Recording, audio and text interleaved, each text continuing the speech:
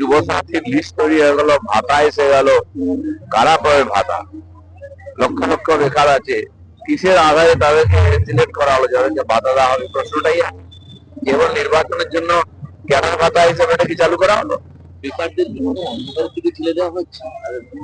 বেকার ভাতা তো সিপিএমও চালু করেছিল, কি হয়ে গেছে? কার লাভ হয়েছে? তারপর বন্ধ হয়ে যাবে একসময়। বসে খাওয়া অভ্যাস হয়ে গেল, তারপর কি করবে যুবকরা? ভবিষ্যৎ কি হবে? সিপিএম তো চলে গেছে, কিন্তু বেকাররা বেকারই থেকে গেল। কৃষ্ণনগরে দুটো পুলিশ অবস্থা বদলি করা হয়েছে, কোথাও ভোটের আগে একটা ক্লিন ইমেজ তৈরি করতে চাইছে সরকার। দেখুন, মমতা ব্যানার্জি প্রথম কথা পুলিশের উপরে এখন আর বিশ্বাস করতে পারছেন না। পুলিশের উপরে ভর করে জিতে যেতেন, কিন্তু পুলিশের উপর ভরসা করতে পারছেন না, তাই রোজ অদল করছেন।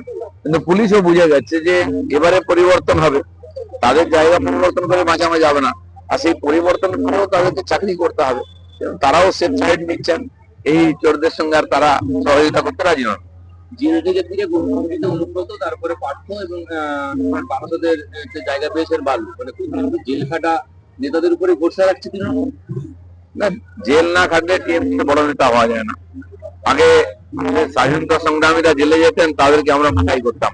টিএমসি সেই কালচার নিয়েছে, যত বড় চোর তত বড় নেতা।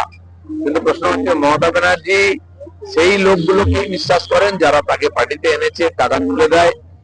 বাকিদের উপরে ভরসা নেই, কে কখন এদিক থেকে ওদিক চলে যাবে। গত ইলেকশনের তার যে অভিজ্ঞতা, ইলেকশন আগে হু হু করে সবাই বিজেপিতে চলে এলো, তো এই এদের উপরে ভরসা করতে পারছেন না, তাই পুরোনো লোকেতেই ভরসা করছেন। না 5 লক্ষ, সবচেয়ে বেশি অনুপস্থিত। আমাদের যেটা আশঙ্কা ছিল যে বিরাট একটা সংখ্যা বাদ যাবে, এখনো আছে। যারা হাজিরা দিয়েছেন তাদের মধ্যেও বহু লোক এরকম আছে যাদের কাছে বৈধ ডকুমেন্ট নাই, তাদের নামও বাদ যেতে পারে।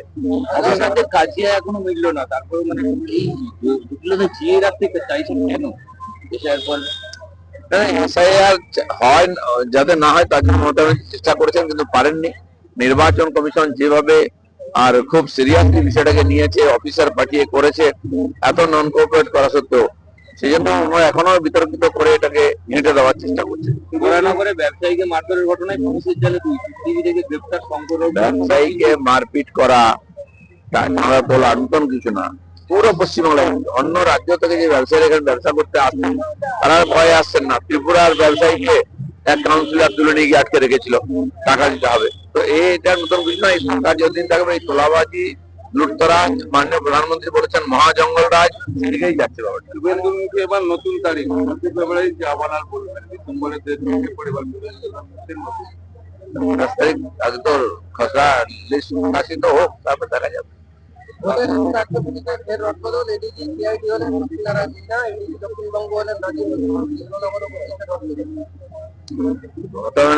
পুলিশের উপরে যে ভরসা করবেন সেই সুযোগ পাচ্ছেন না। যাকে ভরসা করতে যাচ্ছেন বলছেন যে সেও আর তাদের কথা মতো কাজ করছে না, কারণ সবাই নিজের ভবিষ্যৎ ভাবছে।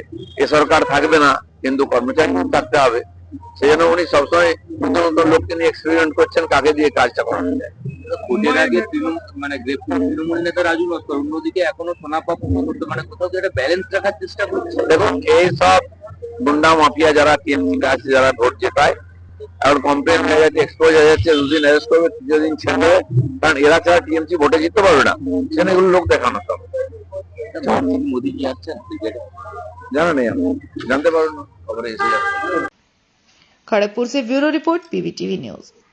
रानीगंज में इतने लग्जरी रूम, वो भी इतने कम प्राइस में। सो मैं बात कर रही हूँ रानीगंज के एनएसडी रोड में लोकेटेड होटल अतिथि इन के बारे में। यहाँ पे आपको फैमिली, फ्रेंड्स और कॉर्पोरेट के लिए रूम्स मिल जाएंगे, वो भी सिर्फ 1500 स्टार्टिंग प्राइस में। यहाँ पे आपको super deluxe room, Dulux room, regular room के साथ साथ प्योर वेज रेस्टोरेंट, जहाँ से आप अपने रूम तक टेस्टी फूड ऑर्डर्स कर सकते हैं। ये होटल हाइजीनिक और क्लीन होने के साथ साथ 27 हेल्पिंग फैसिलिटी भी देती है। High speed wifi, TV with fully AC interior, 24/7 room service, good ambience, clean cupboards, separate geyser facilities, clean washrooms, smoking area. अगर आपका भी प्लान है रानीगंज में स्टे करने के लिए, तो आपके लिए ये एक अच्छा ऑप्शन हो सकता है। आप यहाँ पर रूम ऑनलाइन प्लेटफॉर्म मेक माई ट्रिप से भी बुक कर सकते हैं। अगर आप मेरी वीडियो दिखाते हैं तो आपको मिलेगा एक्स्ट्रा 20% ऑफ। अतिथि इन होटल आपको रानीगंज स्टेशन से 5 मिनट वॉकिंग डिस्टेंस पे मिल जाएगा। और इन्फॉर्मेशन के लिए आप इन्हें कॉल भी कर सकते हैं। Thank you for watching.